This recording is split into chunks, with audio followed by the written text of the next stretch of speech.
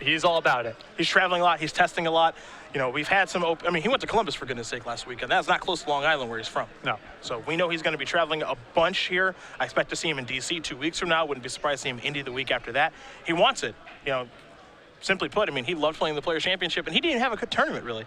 Self-admittedly, you know, he was one of the first 4 people out of the tournament. He said, I want to get back there. I want to do it again. Kind of redeem myself. No, and you know, for a lot of the players who got bounced early, just even hanging around and cube drafting and watching the matches, you can tell there's a lot of camaraderie and a lot of desire to share the experience again. Yeah. Even for the players who did not do well. And I can tell you the Players' Championship for 2015 is in the planning stages. It is going to be bigger and better than it was just a few weeks ago. So if you have your eyes out on the Players' Championship or looking forward to watch it at the end of the year, trust me, you are going to like what is being put together for that. Davis looks like he's going to take a mulligan. Jessup looks like he's going to do the same. Now Storm, a critical mass deck, tries to build up, of course, a density of spells to be able to cast all in one turn, and so mulligans are especially punishing for this deck. Yeah, it's interesting. You know, this deck, as you mentioned, critical mass deck is the best way to put it, but we have seen sometimes where some of the draws just allow itself, even though it mulligans once, to still be able to go off in the first turn of the game. Oh, for sure. It can win from a relatively low base, but still, mulligans are more punishing to this deck than most. And it looks like both players have mulliganed down to 5 here. I thought perhaps they were taking a look at 6 cards, but they're both looking at 5. You can see Jessup does have a copy of Forcible among the other cards in his hand. Davis looks like he's happy enough with what he's found. Jessup too, and both these players will shrug their shoulders, can be as happy as they can be with 5 cards. And round number 6 of 9 here is underway.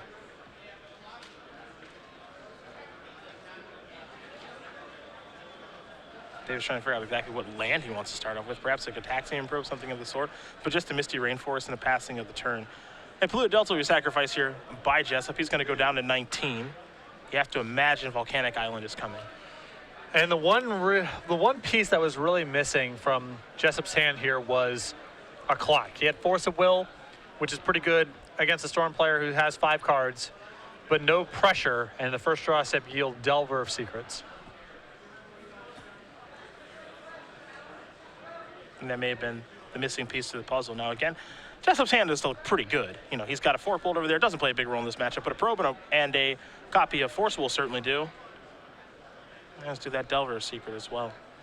Now the question is, does he want to do that with Probe or just play the Delver? And it looks like he will go with the Probe. So going to get an idea of what Jim is working with now, and it is a Brainstorm at Ad Nauseam. Looks like a Probe of Jim's own, and then a copy of Polluted Delta. Jim had the ability to cast the Probe earlier if he wanted to last turn, but going to wait. Well, I don't think there's a huge rush to probing right now, and it's nice to leave some spells back in case you're going off in one turn with some sort of Storm kill. There is the Delver, and a passing of the turn. We'll head back Davis's way. Davis will draw a copy of Preordain. Also in this sort of deck where you're playing with Cabal Therapy, if there's no immediate need to Gataxian Probe, you're not really looking for land drops, and Jim has his land drops. He's not trying to Storm kill in all one turn. It's worth having a Gataxian Probe left in your hand. So in the event that you draw Cabal Therapy, you can see exactly what's going on.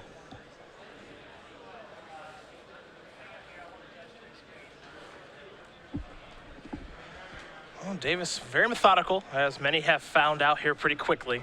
We've had a lot more of him in the feature match area as he has been putting up some solid results. Nothing quick about his pace of play, but I'll tell you one thing. Once he comes to a decision, it's typically the right one. Ponder here is the new card in Jessup's hand. So Jim's going to get this information of Forcible, Ponder, Forkbolt, and Treasure Cruise and move forward accordingly. And Jim decided to Gataxian Probe right now as it could inform his Preordain, which it looks like he's likely to cast this turn. He will sacrifice Misty Rainforest, go down to 17, and get a land out of his deck. We'll see which one he decides. A lot of options here available to the Storm player, but he will go with a copy of Underground Sea. As you mentioned, that Gataxian Probe, now that he sees the grip, he'll know what to Preordain for. Yes. No reason what to just put away. No reason to Gataxian Probe on turn 0. You wait until you either need lands or the information matters to you. And now the cards that he's looking at there in Probe plus Therapy really do support your idea. Yeah, it's very well timed there by Jim. Cabal Therapy, he keeps on top. Gataxian Probe he puts on the bottom. And don't remember, Jim has not played a land yet. He started the game off with just a Misty and the passing of the turn. Now he will play a Delta and just pass the turn back. And I like the option of just passing there as opposed to playing the Cabal Therapy. Cabal Therapy looks like it's going to be a piece of the puzzle when he's trying to go off. Exactly.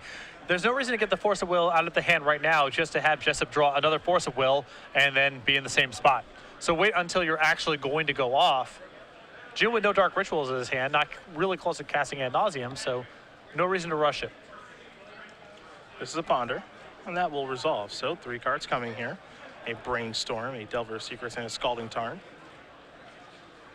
Let's see if Jessup is happy with what he's found. It is land number 2 after all, but it looks like he did pick up one for his draw step. I mean, it does allow him for a pretty easy setup here of taking the Delver, leaving a spell on top, casting a second Delver, and then next turn, really starting to get the pressure going. Looks like he's happy. He will take the Delver, swing in with the one that is in play. So Davis is going to go down to 16. There is an island, and now a Delver will come in. Jessup left over with Force of Will, Treasure Cruise, and a copy of Forked Bolt. Those Delvers will be flipping next turn. You have to imagine Davis knows that as he picks up a copy of Duress.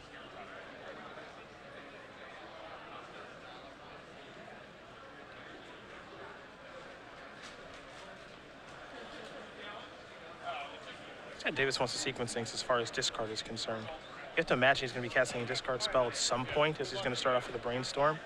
And what would be really interesting is if Jessup were to counter something like this with Force of Will, knowing that his Force of Will is probably on borrowed time here. Exactly. I mean, it's hard to put Jim on having multiple discard spells at this point because, you know, you would imagine that Jim would have cast it by now. But it is correct. I mean, we know sitting on Jim's side of the table that if Danny went and just forced to will this Brainstorm, Jim would be very upset because the discard spells in his hand now wouldn't matter, and he would be pretty far away from being able to cast ad nauseum. It would take perfect draw steps, really. Yeah. Now, of course, Jessup isn't working with that knowledge in the same fashion that we are. So Jim is going to resolve a Brainstorm, draw 3, put 2 back here in just a moment. Looks like Duress is one of the ones that's going to be going back here, and he does have a fetch land in play to make it a very good Brainstorm. Jim pretty much ideally would like, in my opinion, would like to have Cabal Therapy exactly for the turn he's about to go off. He doesn't really want to space out these Duresses along the way because it's just not worth very much to go after one discard spell. You really, or one counter spell. You really want to wait until the turn you're going off, get his entire hand of Force of Wills, and then try to push through.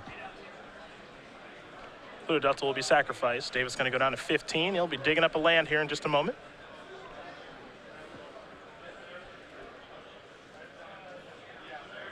Looks like he's going to go with Underground Sea yet again.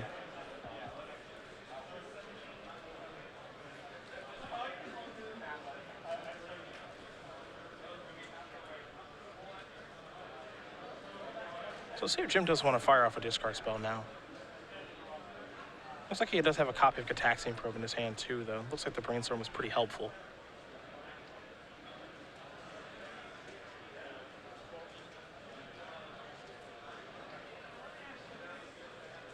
That's what he's going to do. So there's a Probe. And Jim says, I already know your hand. And it looks like he may have been paying mana for it. It's a little unclear, but it looks like he was paying mana for that Probe. Yeah, Jim is going to be mana sensitive here because, you know, he's going to try to Therapy and then go off in one turn, which requires a lot of mana. And his Light Toll is a resource too. So alt casting the Gataxian Probe is not free, so he just wants to cycle it at this point. At this point, all casting that is anything but free. Because if I'm in Jim's spot here, and of course I have the luxury of knowing the top card of Jessup's deck is a spell, it's going to flip those Delver Secrets. But I think you are safe in Jim's situation to say, hey, those are not 1/1s, those are 3/2s. I'm taking 6 next turn. Yeah, I can't imagine a world where, you know, Danny is leaving with Ponder and then not flipping those Delvers. Yeah, whenever I'm playing a Delver Secrets deck, you know, when you're playing combo deck, it's okay. I'm assuming I'm taking 3. If that's not the case, it's all upside. Right. But you're assuming next turn if you're Jim, well, I'm at 14. Okay, well, I'm actually at 8. Let's call it what it is. Going to get a Bayou out of his deck here.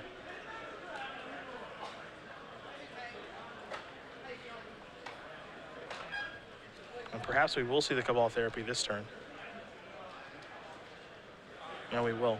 And I think the reason for this is because he doesn't have enough time or mana or the combination of the two to be able to say, oh, Therapy you, and then do stuff. Yeah, the bottleneck is mana. So he's just has to cast this now, even though this is not ideal. Because if, you know, Jessup has a Force of Will on top or Brainstorms into Force of Will, it's bad news for Jim, but his mana just might be too tight. He might not have the luxury of waiting for next turn. Jim's got to get a little bit lucky here. There's a Brainstorm from Jessup, so 3 cards coming. We know he's got a Treasure Cruise and a Fork Bolt, and he just added a Force of Will to it. And that might be the check mark right there. Yep. I mean, Jim will not be playing around it at this point. He probably is not going to value casting discard spells very highly, and that combined with the fact that he's going to be dead pretty quickly here means that I think game 1 is going to go to Danny. And that's the one card that Jim just does not want to see on the other side of the table at this point. It's just that one Force of Will. You know, he might be able to beat something like a Spell Pierce, like a Daze, what have you, if things do line up correctly. But Force of Will might be the hole in the armor. And as you mentioned, he's not going to be playing around it. Don't think he can even afford to, given the clock that's on the table. No, I think he just is going to. I mean, last turn casting the Cabal Therapy is the signal to me that Jim is just going to go for it this turn. Yeah, and this is really tough too, because you take a look at how his hand is set up. His hand only allows him to play one way. He's got 2 Lotus Petals and Lion's Eye Diamond and Ad Nauseam. I think it would have been tough for him to win this game anyway, because he's at 8 life casting Ad Nauseam. But well, it looks like his hand is Petal, Lion's Eye Diamond, Ad Nauseam, which is not a horrible base. no, it's a pretty good base, actually. He would be able to cast Ad Nauseam at 8 with 3 mana floating. No promises of anything, but that's not bad. I mean, 8's not a lot of life, of course, but you know, kind of is what it is. And, you know, Jim goes for the Ad Nauseam. Danny's got the Forceful Moving Brainstorm. And just like that, we're headed to a second game here. Never know if Jim would have gotten there with Ad Nauseam. Brainstorm, again, demonstrating its power. Yeah, and Jim can safe conceding there. Not only is he out of resources, he knows that Danny still has a Fork Bolt floating around there. So the attack knocks him to 2, and then Fork Bolt finishes it off. Danny Jessup going to win game number 1 here over his good friend Jim Davis. Blue-Red Delver up a game over Storm. As we turn our attention to the sideboards, we will look at Jim's. A lot of different ways you can go with the Storm and sideboard. How has he opted to go this weekend? 3 Abrupt Decay, 2 Dark Confidant, 2 Chain of Vapor, 2 Carpet of Flowers, 2 Surgical Extractions, 2 Xantid Swarms, and 2 Massacres. I really like the copies of Carpet of Flowers here. Generates just extra mana. It's sort of a ritual you get to break up over the course of several turns. And the Abrupt Decays can handle some of the pressure if Jim wants to go down that road. Other side of things here for Jessup. He's got 2 Smash Smithereens, 2 copies of Electrickery, 2 Flusterstorms, 2 Pyroblast, 2 Price of Progress, 2 Grafdigger's Cage, a Hydroblast, a Pithy Needle, and a Sulfuric Vortex. So not a ton going on here that I'm a fan of. The Flusterstorms and the Pyroblasts are nice. If there is no Burning Wish package here, so I believe that makes Hydroblast a little too narrow to bring in. Grafdigger's Cage, again, it's super narrow, but maybe comes in. The additional counter spells are the best part, and then there's some more narrow options past that. Yeah, Sulfuric Vortex, another narrow option. If you want to try to turn up the heat, I think it's pretty bad on the draw, though. It's a little too slow, I think, for this kind of matchup. Yeah, just too slow. Well, those are the options available to both players, and game number 2 will be underway here in just a moment between these 2 good friends. And we talk about their match at the Season 4 Invitational in Seattle. They collided in the semifinals. Danny was victorious, but Danny lost in the finals to Dylan Donegan, who is our newest invitational token. If you guys have not seen his elemental token for Young Pyromancer, there it is. Well, if you like your elemental tokens a little less burly and a little less facial hair-y, then you can show off your Chris Van Meter tokens and go get the Dylan Donegan tokens, which are available now. Yeah, Dylan's tokens will be coming in orders now. We have to have a new system in place to get invitational tokens. You'll see what Tom Ross is here in just a moment. Tom, of course, winning the Season 3 Invitational, so we're still getting on his Vampire token at the beginning of 2015 here, and then we will be delivering Dylan's tokens everywhere. All Open Series competitors, MirIQ competitors, as well as each online order over $5. But keep in mind, this is a limited time offer, so if you want to get the Tom Ross tokens, then head over to an Open Series or Premier IQ, or just place an online order for over $5. And we'll work Dylan's into the equation, and then eventually we'll work our Season 1 champion here of 2015 in the equation. Don't know who it's going to be, don't know what it's going to be. So if you do win Season 1, if you don't select the Monk token, you're probably doing it wrong. That seems like an easy one.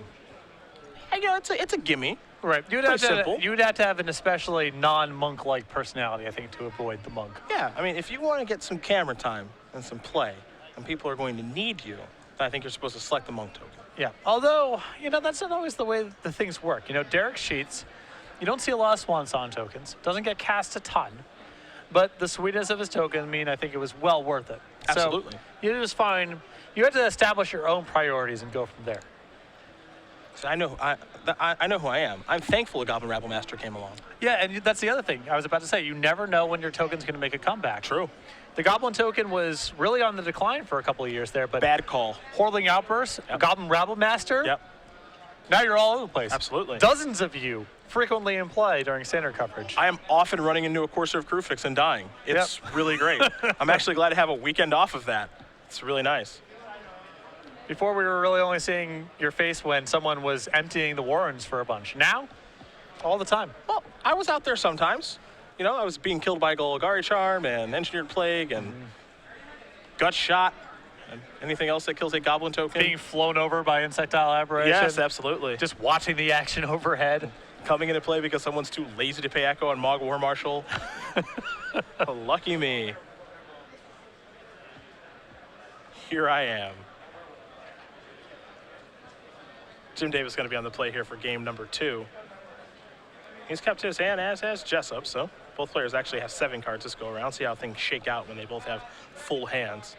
It's definitely better for Jim to both have 7 than both have 5. As we saw, Danny's able to run very resource light. Yeah.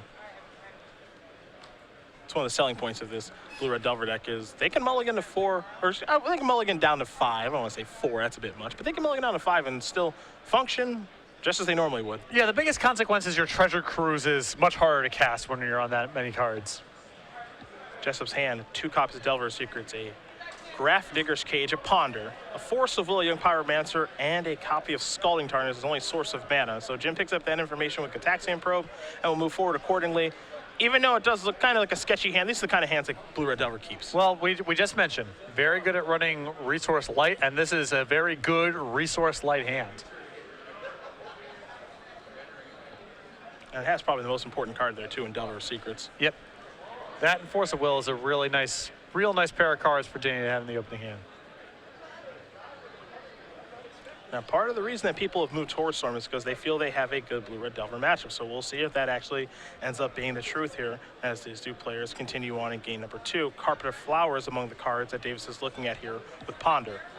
Well, part of that is, you know, the matchup, the good matchup for Storm is having a very good game 1. So it's much worse now for Jim that he lost the first game because post-board, these Delver decks usually pick up a good number of permission spells. Some of them have a Cabal Therapy package. You see Graph Digger's Cage in Danny's hand right now. It gets a lot more challenging post-board.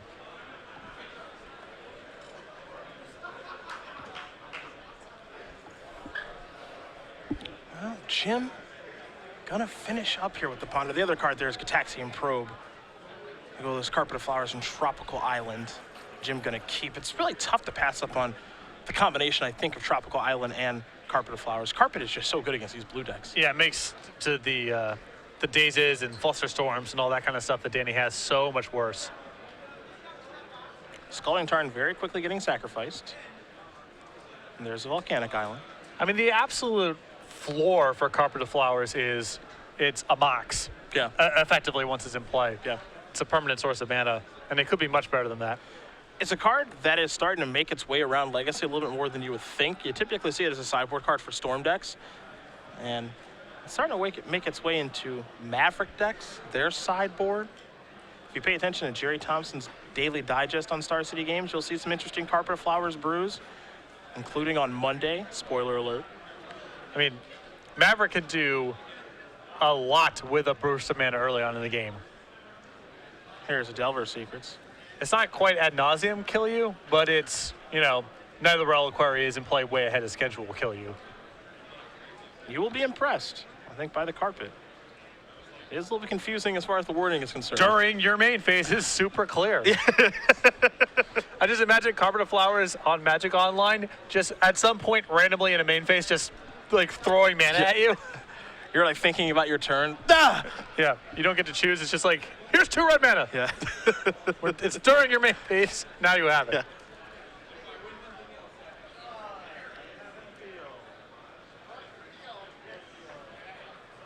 Jim on his second turn here with an Infernal Tutor and Ad Nauseam. Probe as well. We know about the carpet and the ability to cast it. Pluto Delta there to help find a Tropical Island. Got a pretty nice hand here. Just the big trick with Storm, a deck that Jim is starting to pick up a little bit here.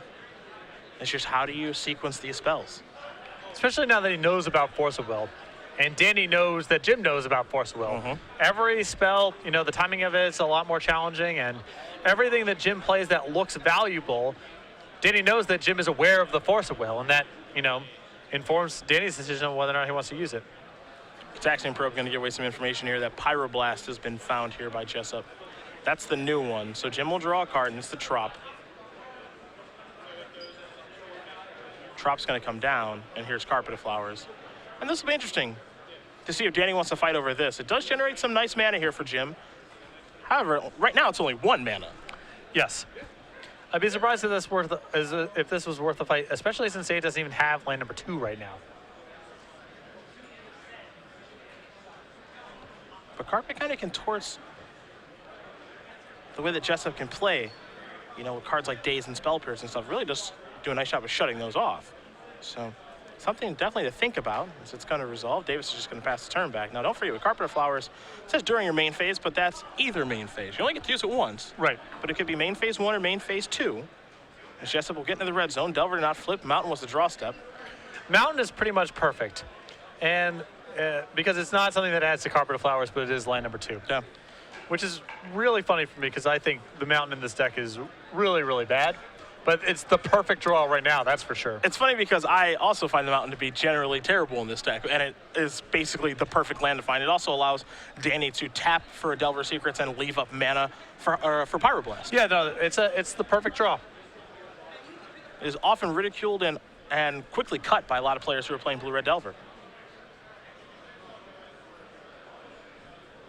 I was watching one of our buyers, Wes Wise, who also has produced some video content from Star City periodically. Yep. He has a substantial Magic Online collection. I was watching him play some Blue-Red Delver, and there was a very strong correlation between Mountain appears in opening hand and mulligans. Oh. Very strong correlation. They go together. Yeah.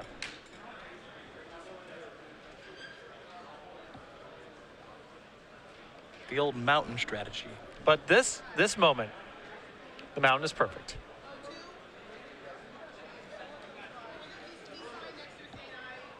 This might be the best the Mountain's ever been. Yeah. Let's just call it what it is. Desperately needs land number 2 and really does not want it to be an island. Perfect.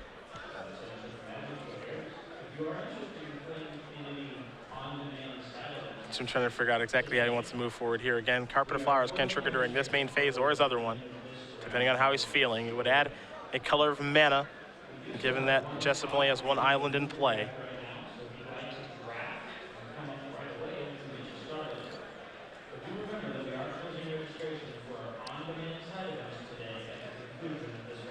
Perhaps it's time for something like an Infernal Tutor. Just the regular version of it, not Hellbent. The texture of Jim's hand is a little bit awkward here. He's going to reveal Cabal Ritual, which is not a card that you're really all that thrilled in revealing. You know, you'd rather reveal a card like Dark Ritual or Lotus Petal or Lion's Eye Diamond, because Cabal Ritual is a expensive ritual in this particular deck and in this situation. Though Jim's use is going to be working with more mana in his main phase than he typically does because of Carpet of Flowers. Yeah.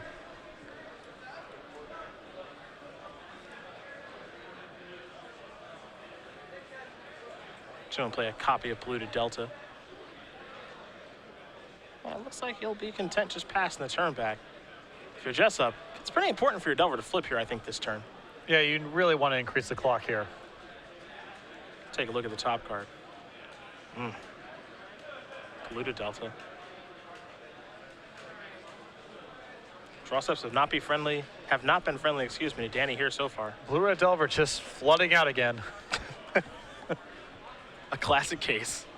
Here's a Ponder. That will resolve. Take a look at a couple. Wooded Foothills, Polluted Delta, and a Monster Swift Spear. If that's not a shuffle, I don't know what is. Well, I'm actually not so sure because I think that Danny could want to just take the Swift Spear to have some more pressure in play, and then use the fetch line he just drew to shuffle away the 2 other lands. Okay. I feel like Swift Spear is better than a random draw here, but maybe not.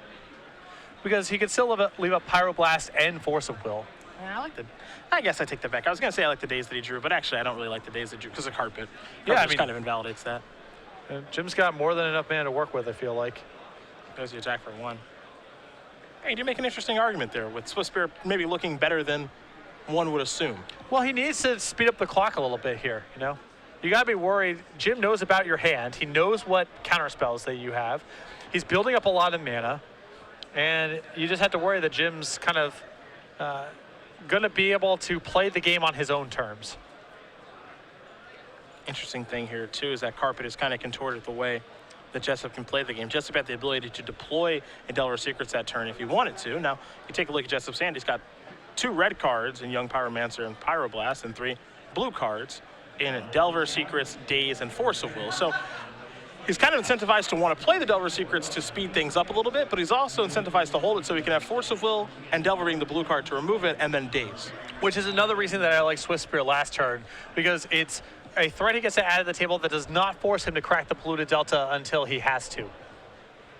It's something he could have played off the mountain. It's time for a duress. Jim going to add a black mana from the carpet and say, let me see your hand. I don't think Jessup wants to show it to him, though. As he's not working with too much. Duress again will show Force of Will, Delver Secrets, Daze, Pyroblast, and Young Pyromancer. And predictably, the Force of Will go to the graveyard. Can Jim continue now, though? You do see Dark Ritual along with 2 copies of Cabal Ritual. Ad nauseam and Infernal Tutor in hand. Well, Danny has no disruption for non-blue cards besides Daze. And I think Jim's hand's got to have a lot of mana as he Infernal Tutored for Cabal Ritual with another one in hand. No. You're throwing a Dark Ritual there, too. He has got plenty of mana. That's not the issue. And looks like somebody might be turning up the heat with their Storm deck. There's a Dark Ritual. This is a Cabal Ritual with Threshold, mind you. Another Cabal Ritual. So plenty of black mana here for Davis. I count 9. I'll count 9 right there with you. Dark Ritual is 3, -2 + 5. That'll be 6, -2 + 5, bring it up to 9.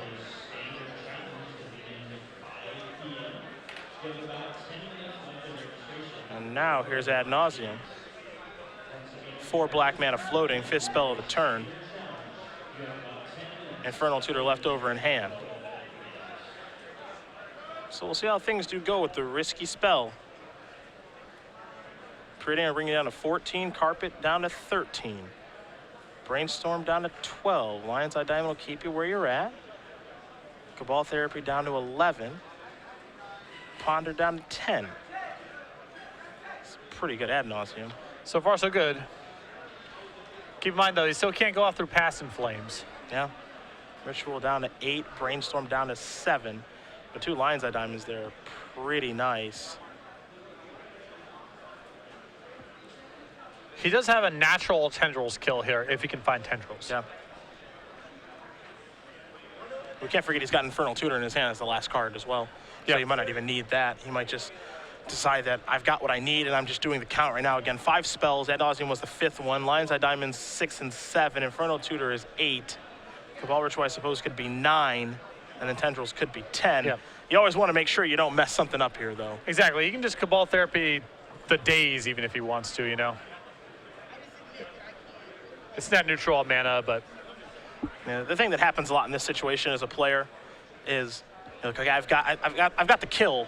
All right, let me make sure I don't mess this up. for sure. He has to keep in mind that there's also Pyroblast involved too. Yeah. And we have seen players make mistakes here in the past, just getting a little too overconfident. It can happen. There is Cabal Therapy. We saw Cabal Ritual before it. And now here's Lion's Eye Diamond. There's a diamond. This will be an Infernal Tutor here in just a moment. And Danny, even though he is very good friends with Jim, says, I'm not going to concede. You got to kill me, man.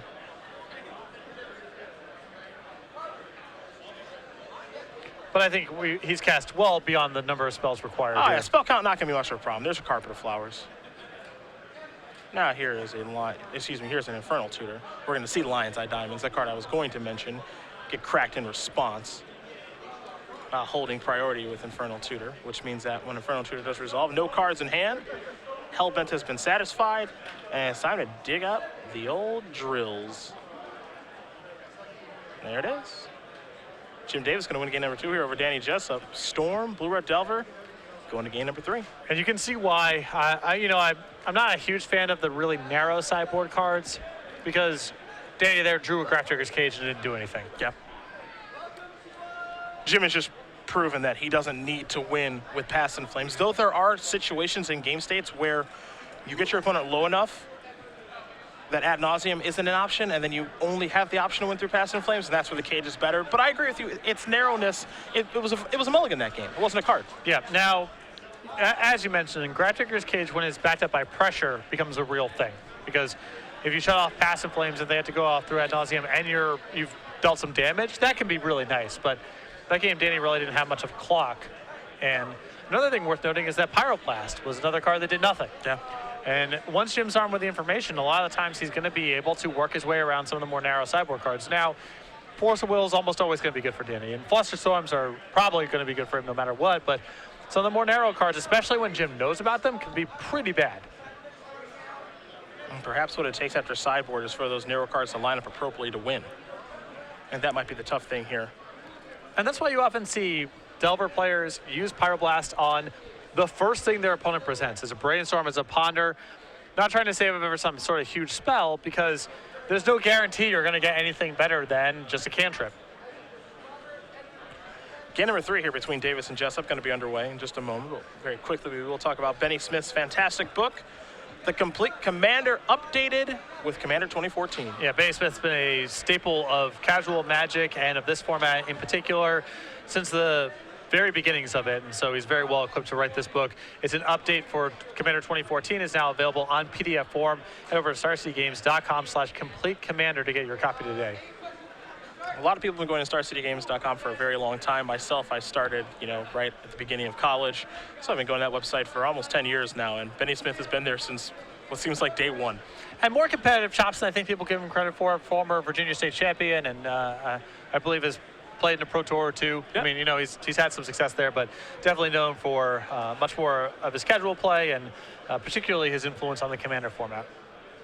One of the very best in that field.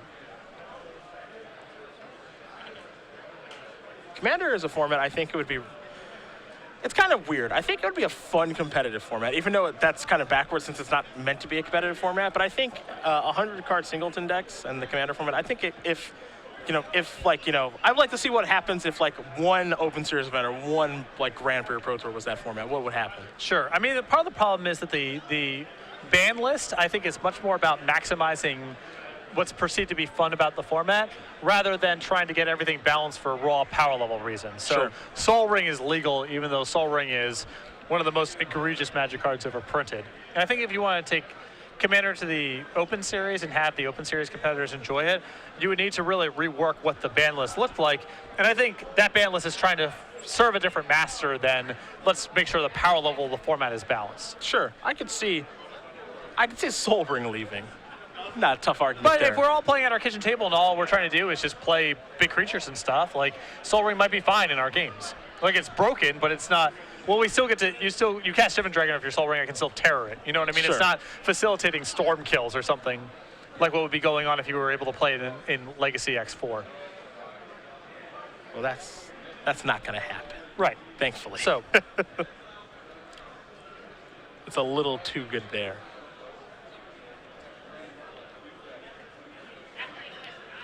It's not like the Commander community that regulates the ban list argues about whether or not Sol Ring is really powerful. The argument is Sol Ring powerful in a destructive way given what we're trying to accomplish in the format? And I suppose the argument could be no. I think since it's been around so long and they are pretty proactive with their bannings. Everyone gets to play with it. Yeah. You know what I mean? There's only one. So there's only one. When it does show up, the games are probably more fun than we think. For one player, at least. Sure. One player gets to have a blast. One player gets to have a blast. Yeah. That's for sure. I don't think it's as egregious as a card like, Sylvan Primordial. Sol Ring being legal makes me not want to play the format, but I can appreciate that they're not trying to cater to me. So, sure. have the ban list try to fulfill what you're having it try to fulfill. Jim is going to take another mulligan here. He's going down to 5. Doesn't look thrilled about it either. He can't beat his friend. Can't beat Danny J. Nope, can't touch him. Back in the target days, we all had our pairings where this person just randomly had a very, very good matchup over time. Who was it for you? Who couldn't you beat? Who couldn't you lose to? I could never beat John Sani. Okay. And I could never lose to Eugene Harvey. Wow. And Eugene's way, way better than I am. But my record against him, both in like random FNMs and also like matches that matter, like nationals and pro tours, is well above 50%. From what I've heard, Paul Chion has quite a bit of difficulty against you as well. Yeah, I mean he's back and I'm doing this. So, but trust me, I'm chomping at the bit to get another chance at Chion. See what Jim's got here for the first turn. Chion also way better than I am. Yeah, Chion, unbelievable. Really, really good. Yeah. But well, this is actually a pretty good hand here for Jessup. He's got 2 Brainstorms, a Force Will, a Flusterstorm, a Polluted Delta, and a copy of Treasure Cruise, but missing a very important piece of the puzzle, a clock. Yeah, just something to do. And if he finds something to do, a creature here, then his hand is spectacular. The only real weakness right now is nothing to attack Jim with, but that hand's by no means a mulligan, even though it's missing that piece right now. And for Jim, you got to be pretty thrilled about that because you're not under the gun. You got plenty of time to set up, and you're hoping that Jessup doesn't brainstorm his way into a Delver of Secrets that's flipping or a Monastery of Swiftspear. Yeah, you do have hope. Even though Danny's hand, again, is very good, can be hard for Jim to win, but if there was a Swiftspear or a Delver on turn 1, you could almost count it at that point. Here's a Ponder. Now that Jim knows what Danny is armed with, he's able to ponder appropriately, and he very quickly shuffles with this one, not liking what he sees. He's going to require a lot of discard this game.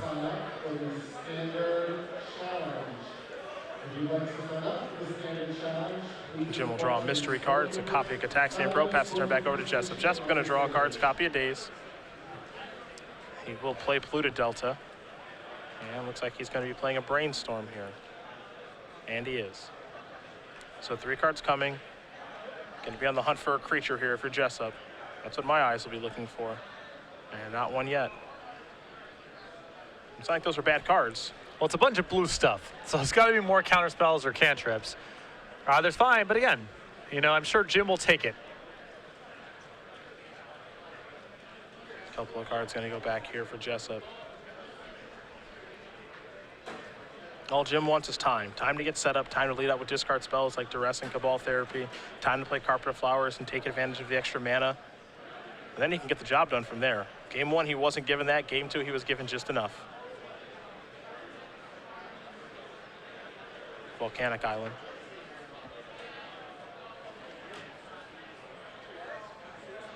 Perhaps Jessup going to cast another manipulation spell. No, I'll just simply pass the turn back over to Davis. Davis will draw. Copy of Dark Ritual.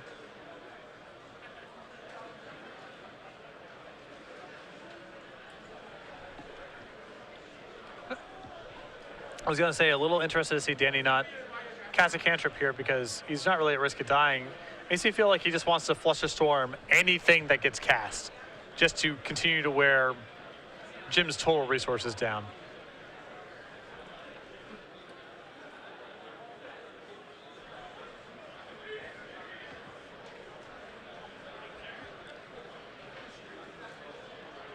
Jim considering a Brainstorm.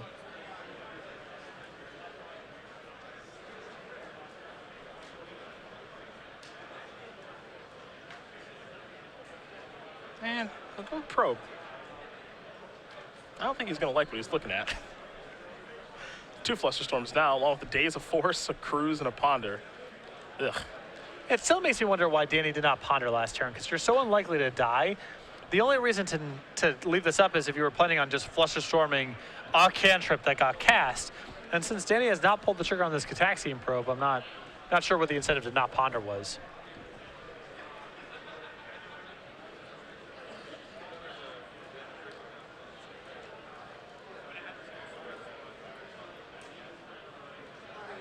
Davis will just pass the turn back. Going Jessup's way. Jessup will draw. And now here is the Ponder. Saw polluted delta was his draw step.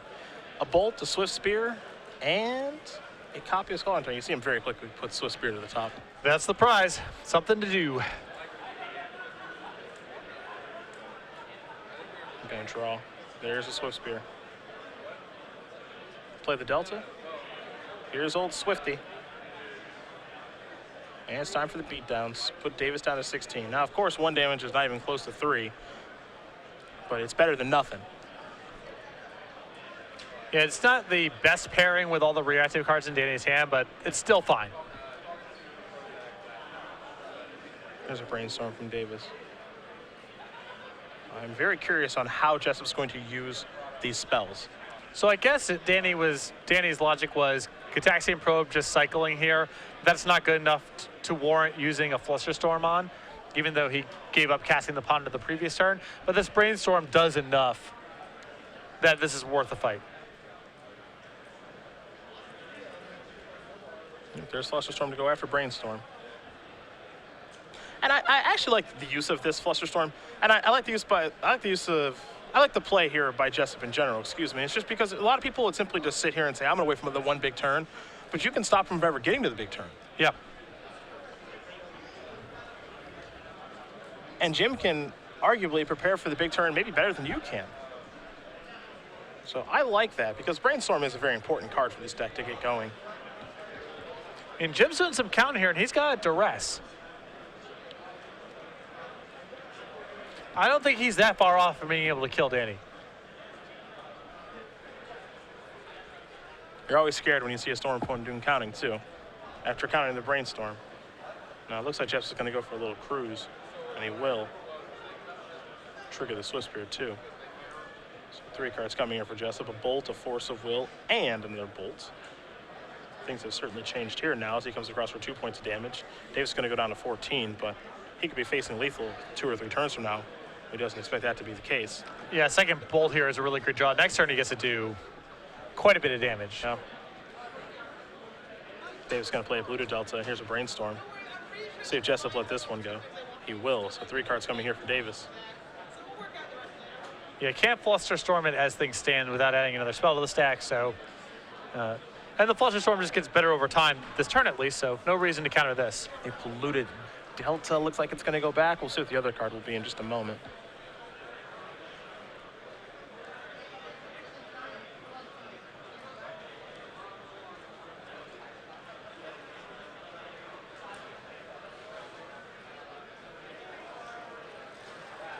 Looks like a Brainstorm.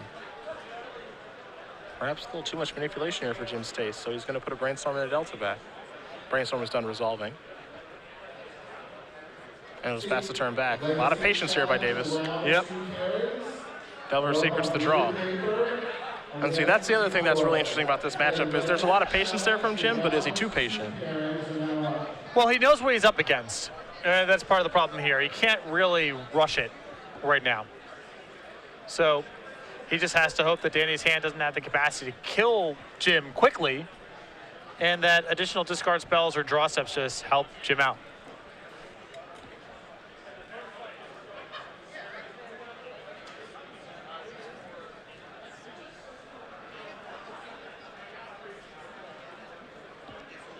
Well, this will be a Bolt. Going to get a little more aggressive now. Swift Spear going to get a little bit bigger, of course. Perhaps another Bolt's in order. And I like this from Danny. He's got the mana left over, and you don't know, maybe Jim has to go off through ad nauseum, and then these extra points of damage matter a lot.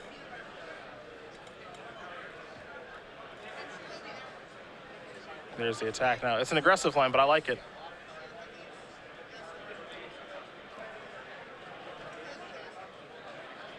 Now Davis is all of a sudden down to 5, where he was so healthy before.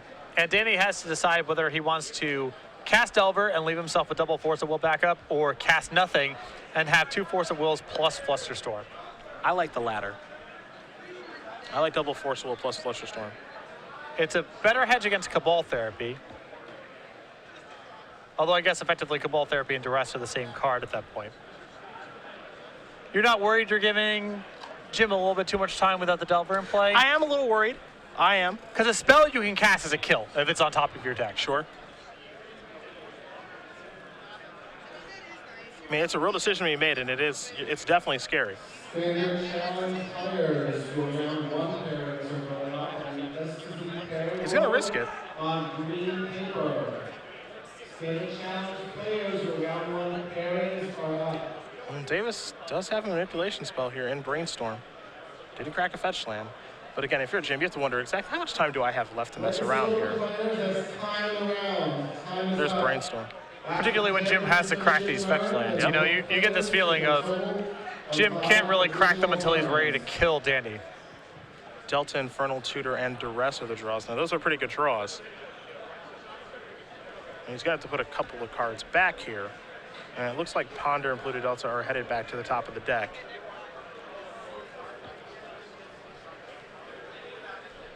But those are pretty good draws there for Davis. A lot of discard, a lot of mana. Yep. It's ways for him to clear the path. Please report to table 247, the Legacy Challenge. Jonathan Borowski, please report to table 247. And nobody said it's going to be easy to figure out exactly how to sequence these spells, how much time he has. And also, he doesn't know what's on top of Jessup's deck. He could just die next turn. Yeah. That's the other thing, too. A bolt's a kill. Yep. Jessup could just chain off with Ponders and Brainstorms and Probes. Just, it is feasible that there is no next turn here for Davis. Let's also keep in mind, too, that Davis is at a virtual 3 right now because of the 2 fetch lands that are in play, and he's going to need all of that mana. Yep. We know that. But he also might view this from the perspective of it's not clear Danny will be able to kill me next turn no matter what. He knows that a lot of Danny's hand's reactive, and Danny didn't follow up with any sort of cantrips or anything else after combat. So I think Jim can pretty comfortably guess that a lot of Danny's hand has to be counter spells, because what else would it be? Davis is going to go down to 4. See what land he wants to search up here.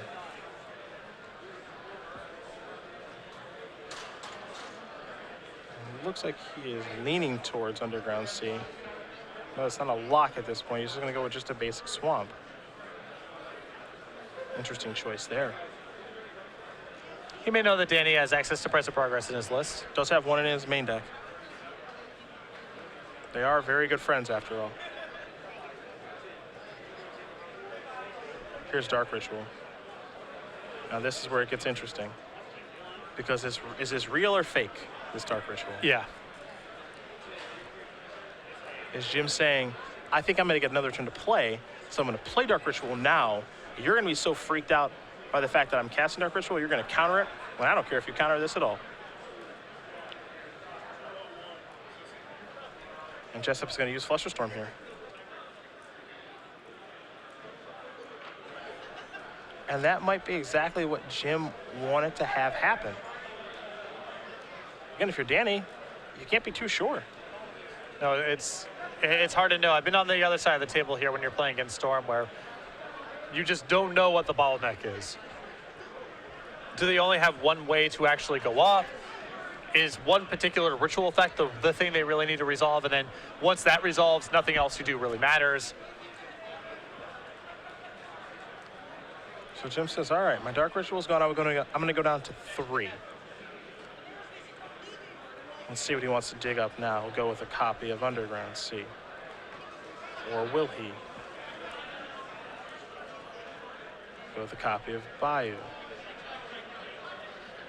Looks like Ross Merriam, Jim, has played this deck before, but he doesn't have as many reps as some of the experts of this archetype. Yeah.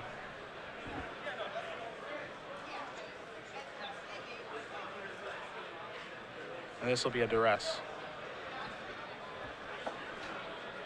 So Jim is slowly making his way through this wall of permission that Jessup has built.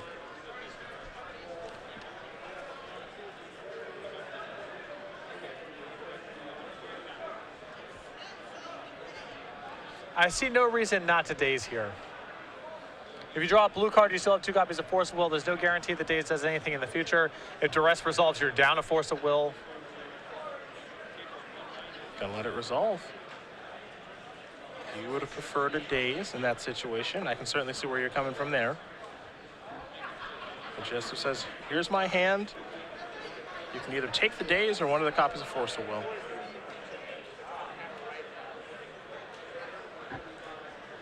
Daze is interesting in this situation because Daze is still pretty good given Jim's board state. Yeah. So are you supposed to daze the duress, or are you supposed to just hold on to it? Jim's only got 3 lands in play. Feels close.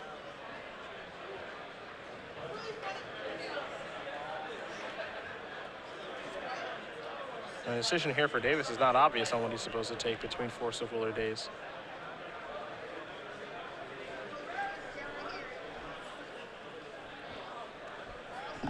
And it looks like that is time for these players. So this will be turn 0. We will confirm that. 3 spots remaining in the last cruiser drive. So Jessup's going to have turns 1, 3, and 5. Davis will have turns 2 and 4. And he'll take a Force of Will. And he'll pass the turn back over to Jessup. Jessup going to quickly untap. We know his hand, he'll draw a card. Pyroblast. And I think that lets him do it. Yep. So he'll play Delver Secrets. This is perfect for him. Yeah, this is, I guess the argument for keeping Daze here is that it allows a kill this turn if he draws something castable. Yeah. In a roundabout way, this gets the job done. Danny's a little unsure of himself at this point.